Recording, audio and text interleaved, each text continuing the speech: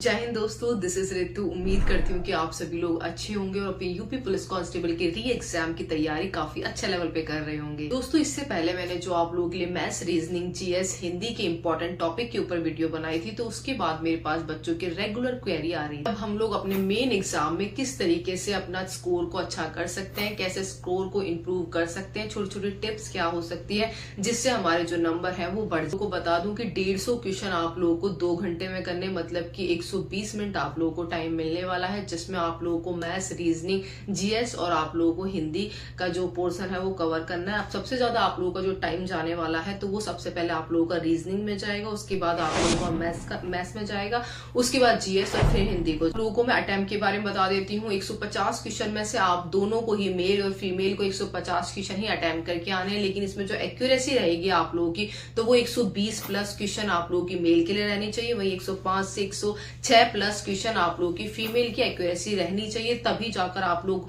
UP police constable की वर्दी के सपने देख सकते हैं। लोगों को अपने मेन एग्जाम में अच्छा स्कोर करने के लिए और मेन एग्जाम में होने वाली छोटी छोटी गलतियों से बचने के लिए अभी जो बचे हुए आप लोगों के दिन है तो उसमें आप लोगों को इसमें मॉक की प्रैक्टिस करनी होगी। प्रैक्टिस आप लोग इन 2 बुक से कर सकते हैं जो कि आप लोगों के लिए बहुत ज्यादा इंपॉर्टेंट रहने वाली है। पहली आप लोगों की पिनैकल की प्रैक्टिस वर्कबुक है, इसमें 11 प्रीवियस ईयर पेपर, वही 9 सैंपल पेपर आप लोगों को दिए हुए हैं। वही दूसरी तरफ आप लोगों की 4000 एमसीक्यू वाली चैप्टर वाइज प्रैक्टिस वर्कबुक है। जैसे जो ये वाली बुक है तो ये आप लोगों का जो ओवरऑल स्कोर है तो उसको बढ़ाने में हेल्प करेगी। जैसे जिसने पहले अपना यूपीपी का सिलेबस कंप्लीट कर रखा है या फिर वो अभी रिवाइज कर रहा है, जो भी आप लोगों का जो सिलेबस है वो, या फिर क्लासेस के थ्रू रिवाइज कर रहा है, तो उसको क्या करना है, डेली आप लोगों का 9 तो सैंपल पेपर दे रखे हो, 11 आप लोगों को प्रीवियस ईयर पेपर दे रखी है, तो दोनों में से एक एक आप लोगों को सेट लगाना है और उसकी प्रैक्टिस करनी है। साथ में उसकी एक्सप्लेनेशन देखिए, उस एक्सप्लेनेशन में, उस सॉल्यूशन में अगर आप लोगों को कुछ नहीं आता है तो उसी टाइम तुरंत आप लोगों को उसमें रेड मार्क करना है या फिर अंडरलाइन कर देना है।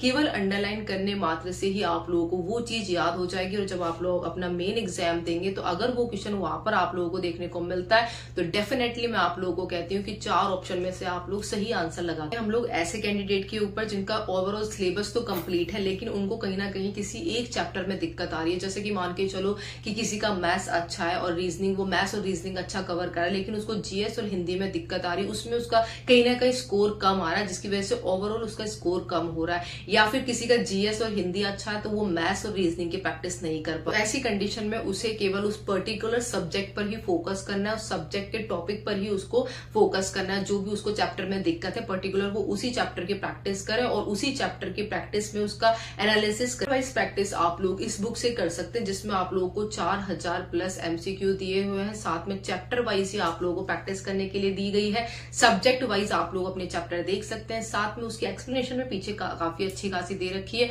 उसको आप लोग रेड मार्क करना बिल्कुल ना भूले, जो भी चीज आप लोगों को नहीं आती। इस दिन में 2 से 3 मॉक टेस्ट आप लोगों को जरूर लगाने हैं, ताकि एक तो आप लोगों का जब मेन एग्जाम देखेंगे तो उसमें जो डर है वो निकल जाएगा और जो प्रीवियस आप लोगों का एग्जाम हुआ था उसमें अगर किसी की गलती हुई है तो वो भी वो वहां पे सुधार सकता है। 20 दिन बचे हुए, काफी अच्छी तैयारी आप लोग प्रैक्टिस से ही कर सकते हैं। जिसने पहले कुछ नहीं पढ़ा तो सिंपली वो अगर डेली भी 4 या मॉक दे या 5 मॉक दे तो भी वो उसकी एक्सप्लेनेशन देखेगा, तो भी वो 20 दिन बाद काफी अच्छा स्कोर उसके मेन एग्जाम में कर पाए। कोई अगर आप लोगों के पर्सनल डाउट रह चुके हैं तो आप लोग मुझे कमेंट करके बता सकते हैं। नेक्स्ट वीडियो में मिलते हैं, तब तक के लिए जय हिंद।